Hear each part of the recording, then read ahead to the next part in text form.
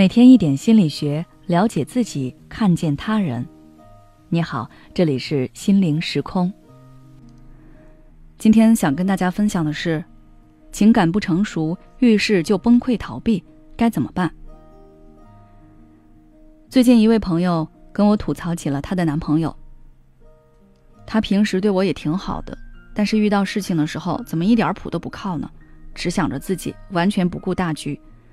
但凡遇到不合他心意的事情，或者出现了一些他意料之外的变故，他就会情绪失控，大发脾气，然后把烂摊子一丢。我不仅要处理问题，还要安抚他的情绪。现在我们都准备结婚了，他还这样，我是真的很累。我们人生在世，肯定会有波折。在遇到不顺心的事情时，有的人会想办法让自己的情绪稳定下来，然后想办法去解决问题。而有的人则会跟随自己的本能，做出一些不理智的行为。之所以会出现不同的反应，其实是因为他们的情感成熟程度不同。接下来我们来看一下情感成熟的3个特质。第一，负责。负责就是指一个人有担当，会对自己的行为负责，不会肆意推诿，或者是用发脾气、说谎、否认等方式来回避责任。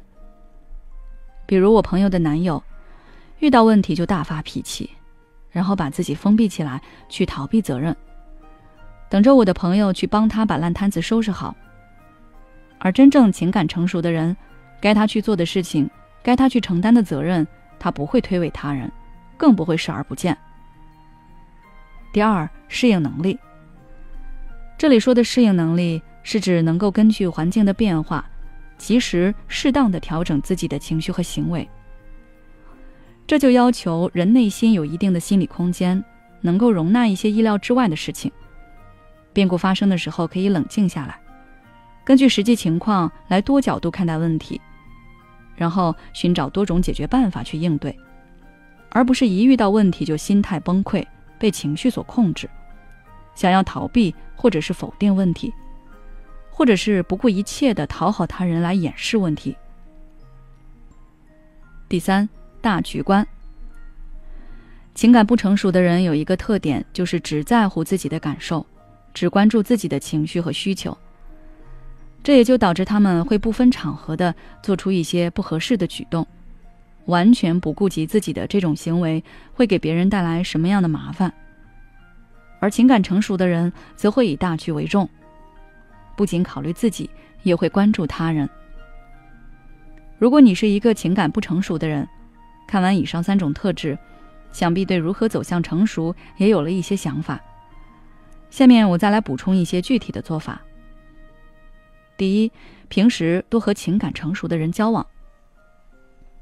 环境是会影响人的，当你经常和一些情感思维成熟的人交往，他们的思维方式和处理事情的方法会逐渐影响你。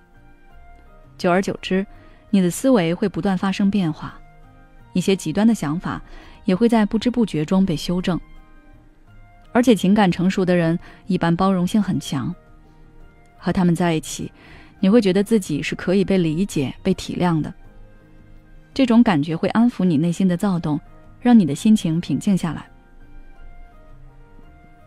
第二，学会对自己负责。很多人对负责都有误解，有的人认为负责就是不把责任推卸给别人，或者负责就是要自我反思、自我批评。但其实不是这样的，真正的负责是明白一件事里有多少是自己能够控制的，然后尽自己的努力把能做的都做好。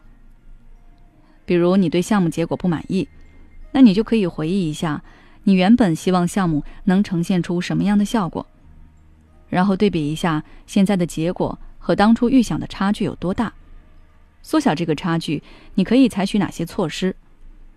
之后就是要尽自己最大的努力去完善。而如果是你身边的人情感不成熟，那我建议你平时可以多引导他。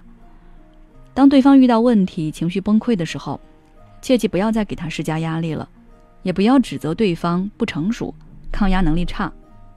毕竟每个人的情感成熟度都不一样，不要站在自己的立场上去肆意指责他人。可以先安抚对方的情绪，等到对方情绪平复下来之后，你再和他讨论，找到关键点之后，再引导着他一步步去解决问题。这样几次之后，你就可以慢慢的放弃，让他自己去面对问题。最后，希望我们每个人都可以好好的成长，稳步走向成熟。好了，今天的内容就到这里。如果你想要了解更多心理学相关知识，欢迎关注我们的微信公众号心灵时空，